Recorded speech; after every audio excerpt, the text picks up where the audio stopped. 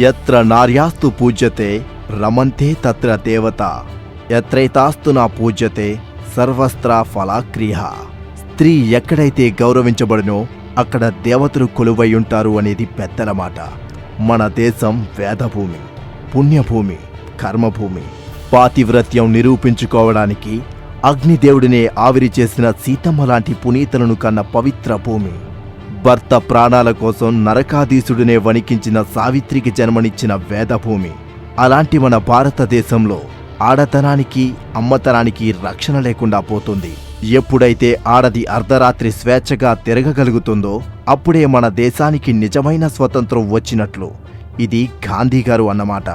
ఆయన ఎలా ఆలోచించి ఆ మాట చెప్పారో తెలియడం లేదు, కానీ స్వతంత్రం వచ్చి 60 సంవత్సరాలు దాటుతున్నా ఆడదానికి ఆ స్వతంత్రం అయితే రానివ్వటం లేదు మన భారతదేశ సోదరులు. ఆడది అర్ధరాత్రి తిరగగలిగే నిర్భయం ఎప్పుడో చచ్చిపోయింది. కనీసం పగటిపూట అయినా భయం లేకుండా తిరగగలిగే స్వేచ్ఛ కూడా కోల్పోతారేమో అని భయమేస్తుంది. పదవుల కోసం పాకులాడే మన రాజకీయ నాయకులు స్త్రీ రక్షణ కోసం అన్ని చట్టాలు చేస్తున్నారు. బాగుంది, చాలా బాగుంది. కానీ నగర నడుబొడ్డులో ఒక గవర్నర్ ఒక 14 ఏళ్ల పాపని రేప్ చేస్తే ఏం చేశారు? ఏం చేయగలిగాయి వాళ్ళు చేసిన ఆ చట్టాలు? ఆ రాజకీయ రాక్షసుడిని శిక్షించడం మాట పక్కన పెడితే కనీసం విచారించగలిగిందా ఆ చట్టం? దేశ రాజధానిలో భరతమాత సాక్షిగా ఆరిపోయిన ఆ జ్యోతికి సత్వర న్యాయం చేయగలుగుతోందా ఆ చట్టం? రేప్ చేసింది ఎవడో తెలిసి కూడా విచారణలు వాడే నేనే రేప్ చేశా అని చెప్తున్న వాదోపవాదనలు వింటూ కూర్చోంది ఆ చట్టం.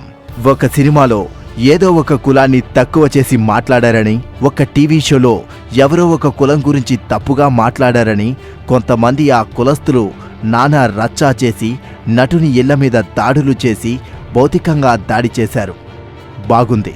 కానీ ఒక అమ్మాయిని అతి కిరాతకంగా రేప్ చేసి చంపేస్తే ఆ అమ్మాయి వాళ్ళ కులం అయితే అప్పుడు గుర్తులేదా వాళ్ళకి కులం? అప్పుడు దెబ్బతినలేదా వాళ్ళ మనోభావాలు? ఇలాగే చూస్తూ ఉంటే, చట్టాలు చేసుకుంటూ కూర్చుంటే టెర్రరిస్టుల దేశం ఏది అంటే టక్కున పాకిస్తాన్ అని చెప్తున్న వాళ్ళంతా రేపిస్టులు ఉండే దేశం ఏది అంటే ఇండియా అని తడబడకుండా తడుముకోకుండా చెప్పే స్థాయికి దిగజారిపోతాం. ఆలస్యమైందని ఆలోచించొద్దు. ఆచరించే సమయం వచ్చిందని గుర్తించుకోవలసిన బాధ్యత ప్రతి భారతీయుడి మీద ఉంది. చివరిగా ఒక్క మాట, ఒంటరి స్త్రీని చూసినప్పుడు అవకాశాన్ని చూసినట్లు కాకుండా అమ్మని చూసినట్లు అనుకోండి.